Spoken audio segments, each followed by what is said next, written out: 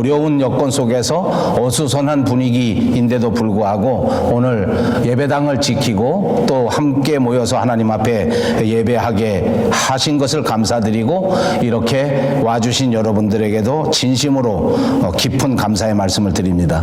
더더욱 지구촌을 위해서 우리가 기도해야 하겠고 우리 조국 대한민국을 위해서도 기도해야 되겠고 우리가 살아가는 이 캐나다 BC주를 위해서도 기도해야 되리라고 생각합니다. 열심히 기도하십시다. 아멘.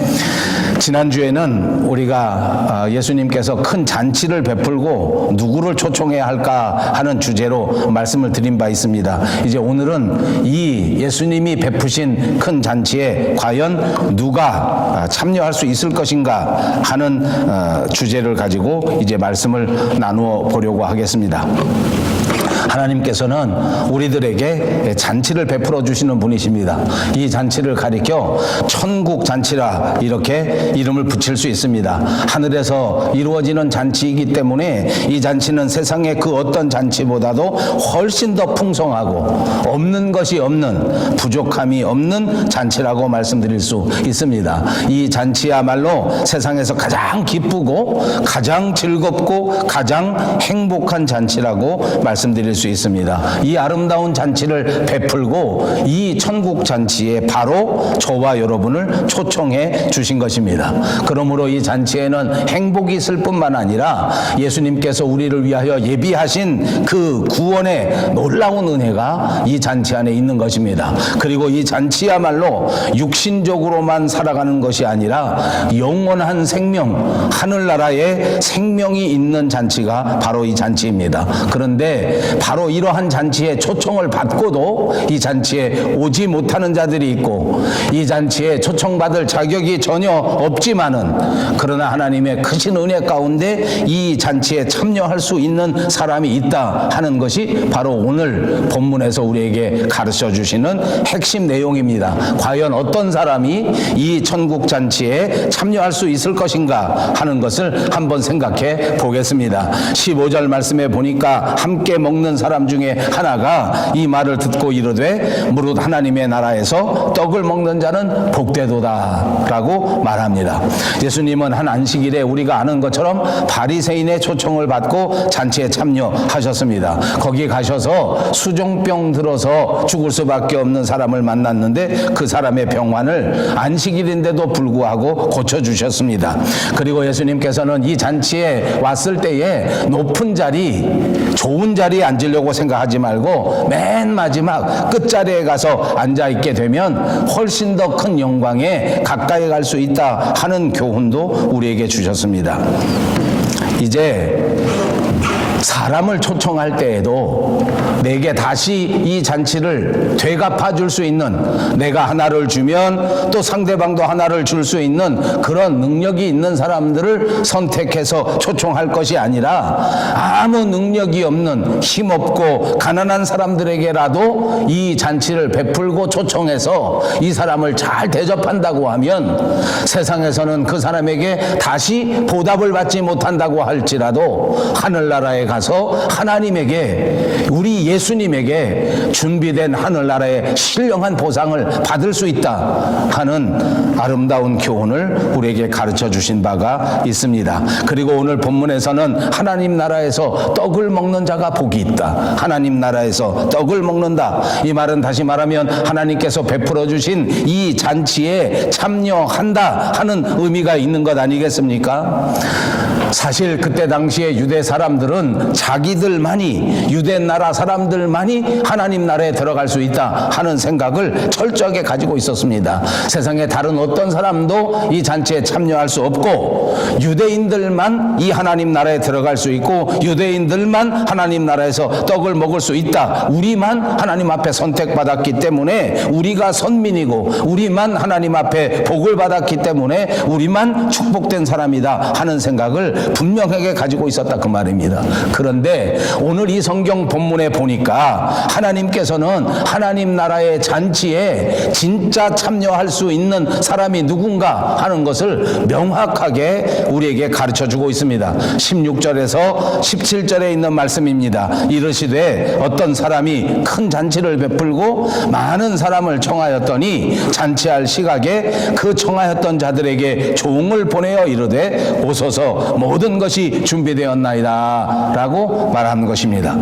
자, 이제 주인은 풍성한 음식을 잔뜩 준비해 두었습니다. 그리고 이제는 잔치가 시작할 시간이 막 되었기 때문에 이제 초청받아서 오게 될, 참석하게 될 사람들에 대해서 다시 한번 점검한 것입니다. 지난주에도 제가 말씀드린 것처럼 유대 사람들은 이런 중요한 잔치에는 2번 초청을 합니다. 미리 오래전에, 한 달이나 2달이나 석 달 전에 미리 초청을 하고 그 사람들이 참석하겠다 하고 해서 참석할 사람들을 정리합니다. 그 다음에 바로 잔치가 앞서게 되면 하루나 이틀 남겨놓게 되면 다시 한번 2차 초청을 해서 리컨펌을 하는 것입니다.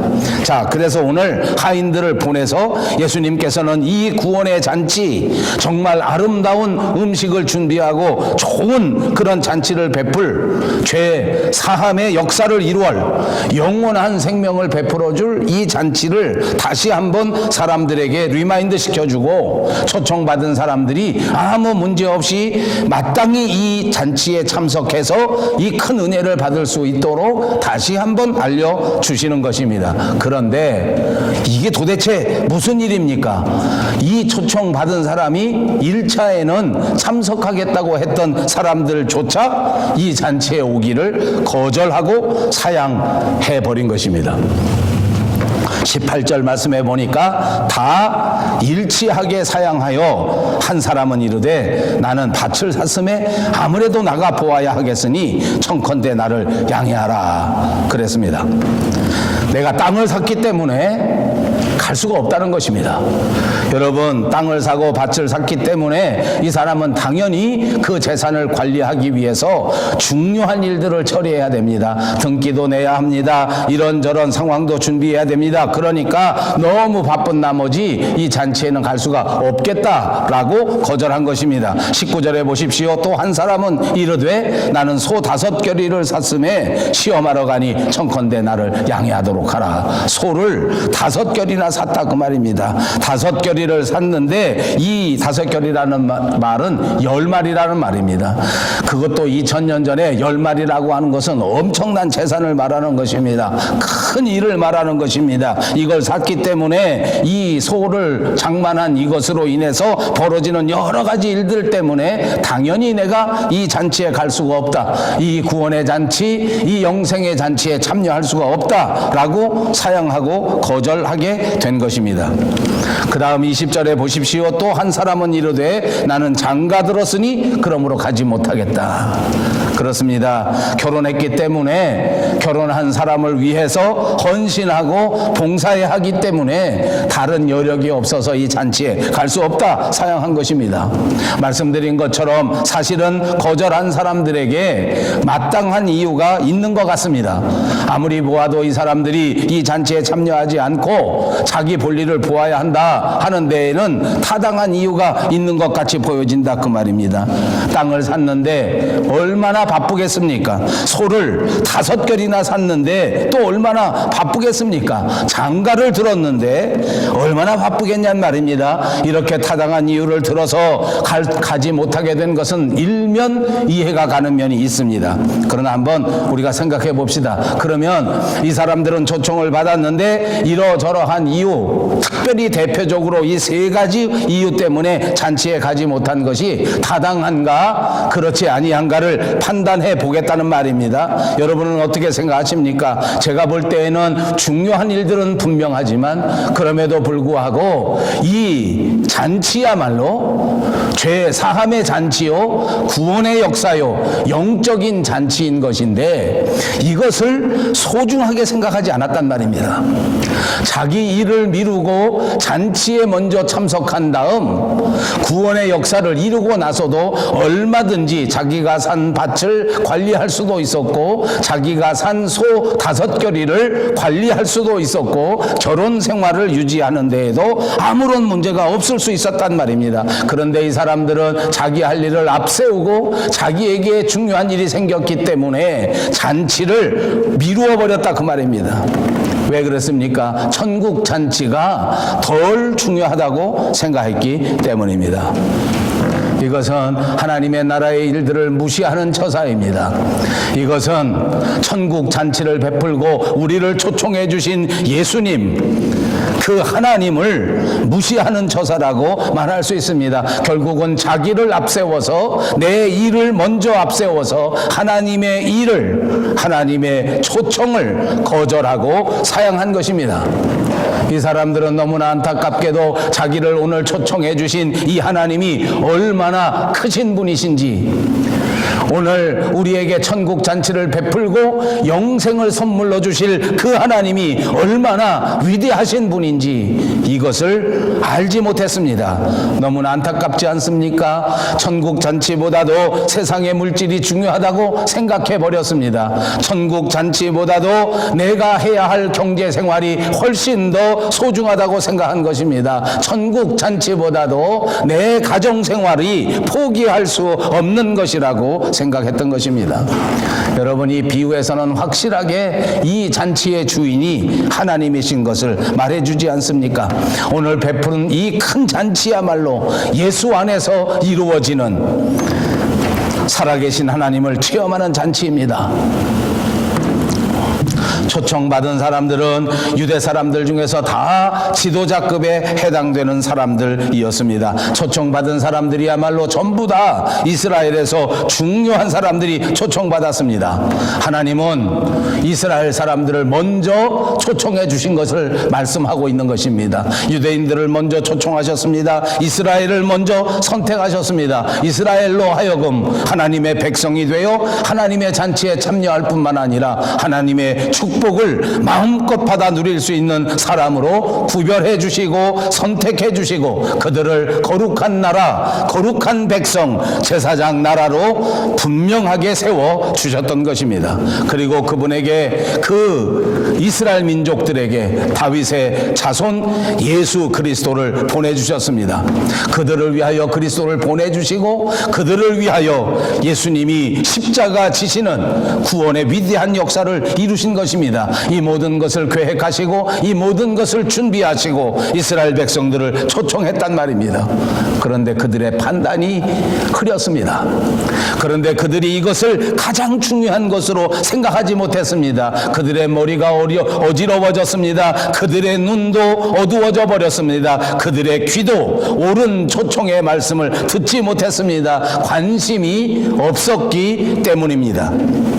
여러분, 오늘 우리에게는 다시 한번 하나님의 말씀에 대하여, 하나님의 사역에 대하여 내가 얼마나 많은 관심을 가지고 있는가 하는 것을 생각해 보아야 하겠습니다. 코로나 같은 이런 어려운 사태가 발생하니까 우리는 여러 가지 불안한 요소, 여러 가지 걱정되는 요소가 없지 않지만 한 가지, 이런 상황 속에서 예배가 무엇인가, 이런 상황 속에서 과연 나의 신앙생활은 어떤 것인가 하는 것을 생각해 볼 수 있게 된 것은 아이러니한 일입니다. 사랑하는 여러분, 이 어려움 속에서 오히려 예수님을 향한 우리의 영성, 우리의 영적 생활이 훨씬 더 중요하다는 것을 깨닫는, 우리를 초청해 주신 하나님의 초청에 응답하는 것이야말로 내 인생의 가장 소중한 것이다 라는 것을 깨닫는 은혜의 기회가 꼭 되시기를 주님의 이름으로 축복합니다. 이때 당시에 유대인들은 하나님의 초청에 관심을 두지 않았단 말입니다. 하나님의 잔치가 벌렸다고 했는데도 그것보다 훨씬 더 좋은 일이, 훨씬 더 중요한 일이 있다고 착각해 버렸습니다. 여러분, 주인은 이스라엘 백성들을 위해서 이렇게 구원을 준비하고 영생을 준비하고 영적인 행복을 준비하고 사람들을 초청했는데 모두가 사양하고 모두가 거절했기 때문에 이제 더 이상 이 사람들을 잔치에 초청하지 않습니다. 주인은 잔치를 준비했습니다. 잔치는 이미 코앞에 닥쳐왔습니다. 그러므로 이 잔치는 취소되지 않습니다. 그러자 주인은 이제 다급한 마음에 자기 종들에게 명령합니다. 21절에 보십시오. 종이 돌아와 주인에게 그대로 고하니 이에 집주인이 노하여 그 종에게 이르되 빨리 시내의 거리와 골목으로 나가서 가난한 자들과 몸 불편한 자들과 맹인들과 저는 자들을 데려오라. 이렇게 명령한 것입니다. 잔치를 거절한 사람들 때문에 주인은 몹시 화가 났습니다. 본문에 보니까 대노하였다고 기록하고 있지 않습니까? 빨리 거리에 나가서 골목골목 다니면서 가난한 사람이라도 다 데리고 오라. 몸이 불편한 자가 있다고 할지라도 다 데리고 오라. 저는 자들 맹인들조차도 다 초청해서 내 잔치에 데리고 오라. 그랬더니 어떤 일이 벌어집니까? 이 사람들은 밭을 사지 않았습니다. 이 사람은 소 5겨리도 사지 못했습니다. 이 사람들은 장가도 들 수 없는 불쌍한 사람들입니다. 그들은 거절할 일이 없었습니다. 여러분, 제가 지난 시간에도 말씀드렸습니다. 왜 하나님께서는 부자보다도 가난한 사람을 선택하셨을까? 가난한 사람이 훨씬 더 죄가 없고 부자는 죄가 많기 때문에 그런 것인가 하는 질문을 드린 적이 있습니다. 그때도 말씀드린 것처럼 이렇게 가난한 자를 선택하게 된 것은 하나님 나라의 문화입니다. 하나님께서 일하시는 방식일 뿐입니다. 가난하다고 해서 훨씬 더 착하고 가난하다고 해서 훨씬 더 훌륭한 것은 분명히 아닙니다. 그런데 이 가난한 자에게 하나님의 초청이 가게 되니까 이 사람들은 이 잔치보다 더 좋은 일이 자기에게 없었기 때문에 이 잔치에 응답하게 되더라. 이것이 교훈이란 말입니다. 그러므로 우리가 세상에 살아갈 때에 너무 부유하게 사는 것을 바라지 마십시오. 때로는 우리가 심플하게 살아가야 하나님의 초청에 응답하기가 쉽단 말입니다. 너무 재산이 많고 너무 건강하고 너무 문화생활에 빠져 있어도 그것을 소중하게 생각하는 나머지 하나님의 초청을 귀하게 여기지 못하고 하나님의 초청을 거절하는 사람이 많더라, 그 말입니다.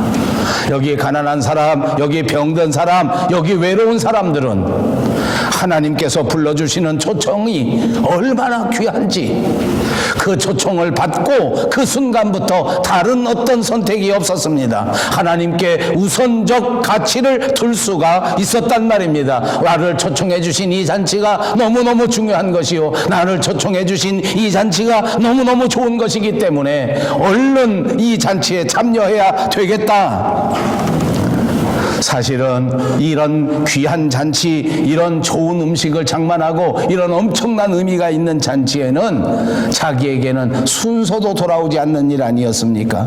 참여할 자격도 없었는데 주인이 일방적으로 은혜를 베풀어서 불러주기 때문에 그들은 얼른 응답하면서 그 잔치에 갈 수 있었단 말입니다. 그래서 우리는 그 다음 해석할 때에 하나님의 나라에 선택받은 사람, 주님의 일을 감당하는 사람은 세상에서 너무 성공하는 것보다, 세상에서 너무 물질이 많은 것보다, 세상에서 너무 건강한 것보다 오히려 그렇지 못한 사람들이 훨씬 더 응답하기 쉽구나 하는 것을 볼 수가 있습니다. 22절과 23절입니다. 종이 이르되 주인이여 명하신 대로 하였으되 아직도 자리가 있나이다. 주인이 종에게 이르되 길과 산 울타리가로 가서 사람을 강권하여 데려다가 내 집을 채워라. 예, 이렇게 가난한 자들을 불러오고 이렇게 자격 없는 다른 사람들을 불러왔는데도 불구하고 아직도 빈자리가 많이 남았습니다. 그래서 종이 아직도 빈자리가 많다라고 보고를 거절을 하니까 주인은 또다시 명령합니다. 사람들을 강권하여 데려다가 내 집을 채우라. 아멘. 사람들을 강권하여 데려다가 이 잔치집을 다 채워라 라고 말한 것입니다. 그렇습니다. 주인은 이 잔치를 베풀고 전혀 이 잔치에 올 자격이 없는 사람, 올 준비가 되지 않은 사람들조차도 다 불러서 이 잔치를 열었다 그 말입니다. 여러분, 사실은 사람들이 이 잔치를 알았더라면 거꾸로 이 잔치에 나를 꼭 좀 데려가 달라고 사정을 했어야 될 일이었습니다. 그런데 유대인들이 이 초청을 거절하게 되니까 하나님께서는 이방인들을 데려다가 이 천국 잔치 자리를 채우게 된 것입니다. 여러분, 뚝에 물이 막히면 그 물이 다른 곳으로 흘러가지 않습니까? 이제 천국에 들어갈 수 있는 이 자격은 유대인을 피해서 이방인들에게로 흘러가게 된 것입니다. 어떤 분은 말하기를 천국에 들어갈 수 있는 입장권, 천국 티켓이 이방인에게 막 나누어지게 되었다라고 표현하시는 분도 있습니다. 그렇습니다. 하나님께서는 유대인들이 스데반을 죽여버리니까 그때부터 이방인들에게 하나님의 신령한 복음을 전하게 되었습니다. 사도 바울은 유대인들이 복음을 거절하게 되니까 그때부터 이방인들에게 복음을 전하는 사도가 되었습니다. 하나님께서는 이 세상에 있는 사람들을 너무나 사랑하셔서 어떻게 하든지 사람들의 생명을 살리고자 하는 큰 사랑을 보여주시는 것입니다. 고린도전서 1장 26절 그리고 27절 29절에 보니까 예수님께서는 육체를 조금도 자랑할 게 없는 자들, 불쌍한 자들, 이런 사람도 초청합니다. 문벌이 좋지 않은 사람들, 이런 사람들도 거절하지 않고 초청합니다. 미련하고 지혜가 부족했던 사람들마저도 다 초청합니다. 약한 자들을 초청하고 병든 자들을 초청해서 이 잔치에 참여하게 만들어 주셨습니다. 예수님을 보십시오. 고기를 잡다가 실패한 시몬 베드로를 버리지 아니하시고 그를 하는 나라에 사람 낚는 업으로 다시 한번 불러주시지 않았습니까? 자기만 알고 어떻게 하든지 다른 사람들에게 피해를 주면서까지 재산을 모으면서 살았던 세리, 레위도 버리지 아니하시고 초청해 주십니다. 어찌 보면 예수님의 제자 12사람들은 그렇게 내세울 것이 없는 사람들이었습니다. 높은 사람들도 아니었습니다. 요즘 말로 하면 정말 시골 촌뜨기에 불과한 사람들이지만 그 사람들을 다 초청해 주셨습니다. 중풍병으로 고통받는 사람들, 소경, 절뚝발이, 혈루병 때문에 고통받는 자, 수종병 때문에 죽어가는 사람들 한 사람도 버리지 아니하시고 그들을 모두 하나님의 나라에 초청해 주신 줄로 믿습니다. 그리고도 자리가 남게 되니까 사람들을 강권해서 데려다가 이 잔치 자리를 채우라고 명령하셨습니다. 세계 모든 사람들이 이제 이 구원의 장치에 갈 수 있게 된 것입니다. 이제는 이 세상에 어떤 구분도 없습니다. 남녀노소의 차이도 없습니다. 민족의 차별도 없습니다. 인종의 차별도 없습니다. 누구든지 이 초청에 응답하는 자들이 이 신령한 하나님의 잔치에 들어갈 수 있게 된 것입니다. 그래서 극동지방의 조그만한 나라, 우상숭배에 빠져있던 불쌍한 민족 대한민국의 사람들조차도 이 아름다운 천국잔치에 초청을 받고 이렇게 위대한 하나님의 자녀들이 된 것입니다. 저는 이 말씀을 전파하고 이 말씀을 생각할 때마다 제 자신이 받은 은혜를 묵상하게 됩니다. 아무 자격이 없었던, 성정으로나 인격으로나 배경으로나 그 어떤 것도 내세울 수 없었던 저를 하나님께서 은혜 가운데 붙잡아 주시고 강권적으로 역사하셔서 오늘 목회자로 만들어 주시고 그리고 이 모든 일생토록 주의 말씀을 전할 수 있는 아름다운 직분을 맡겨 주신 것입니다. 자격이 있어서 한 것이 아니라 하나님의 은혜로 불러내 주신 줄로 믿습니다. 강권해서 오라. 그것은 강제적으로 윽박지른다 그런 말이 아닙니다. 인격적으로 설득한다는 의미가 있는 것입니다. 이제 우리는 나아가서 강권적으로 많은 사람들에게 하나님의 나라를 전해야 될 줄로 믿습니다. 억지로 멱살을 붙들고 오라는 말이 아닙니다. 간절히 설득하라는 말입니다. 인격적으로 설득하라는 말입니다. 깊은 사랑으로 주의 복음을 전파하라는 말씀인 줄로 믿습니다. 그렇습니다. 하나님께서는 우리가 강권적인 사랑을 가지고 사람들을 하나님의 나라 천국 잔치에 초청하기를 원하시는 줄로 믿습니다. 그리고 이 모든 잔치를 주도적으로 이루어 가시는 분은 역시 하나님이십니다.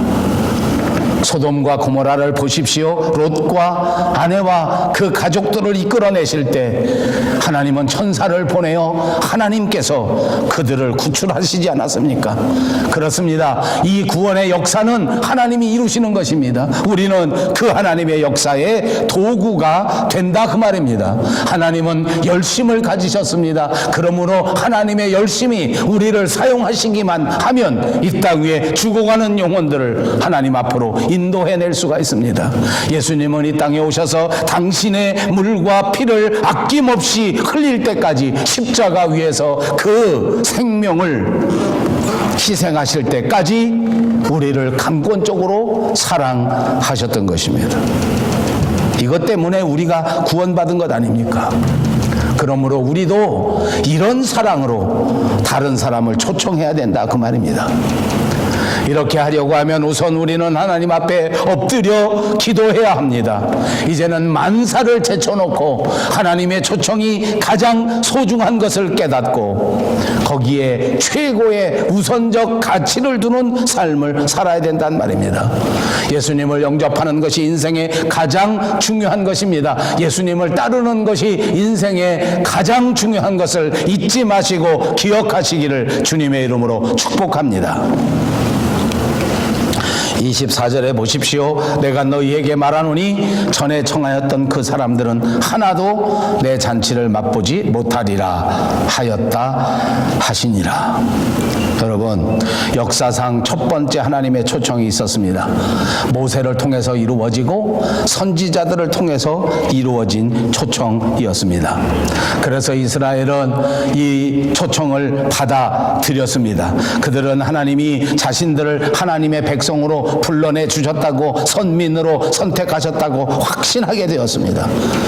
그런데 2차로 예수 그리스도를 보내셔 이 초청을 확정지으려고 할 때에 그때 모두가 다 사양하면서 거절하게 된 것입니다.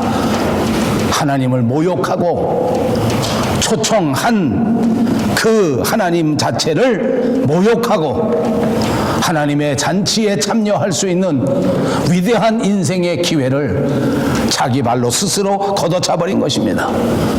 나는 밭을 샀기 때문에, 나는 소 10마리를 샀기 때문에, 나는 장가 들었기 때문에 갈 수 없다고 사양하고 거절한 것 아닙니까?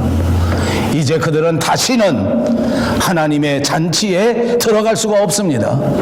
들어가고자 한다고 할지라도 이 거룩한 천국 잔치집에서 쫓겨나고 울며 이를 가는 역사가 있을 것입니다. 다시는 이들에게 세 번째 기회가 주어지지 않는단 말입니다. 여러분, 이 비유의 말씀은 오늘 예배하는 저와 여러분에게도 그대로 이루어지게 되는 것입니다. 우리가 이 천국 잔치의 가치를 정확하게 깨달아야 하는 것입니다. 오늘 우리가 하나님 앞에 드리는 이 예배의 가치를 정확하게 깨달아야 하는 것입니다. 이것을 소중하게 여기지 아니하고 이것의 가치가 얼마인지를 알지 못해서 하나님을 높이지 않고 예배를 높이지 않고 교회를 높이지 않는다면 이제 우리는 다시는 기회가 없어질지도 모르는 일입니다. 사랑하는 여러분, 부디 하나님의 초청의 가치를 분명하게 깨닫고 이 초청에 세상 그 어떤 것보다도 먼저 응답하시는 저와 여러분, 그리고 우리 교회가 되시기를 주님의 이름으로 축복합니다.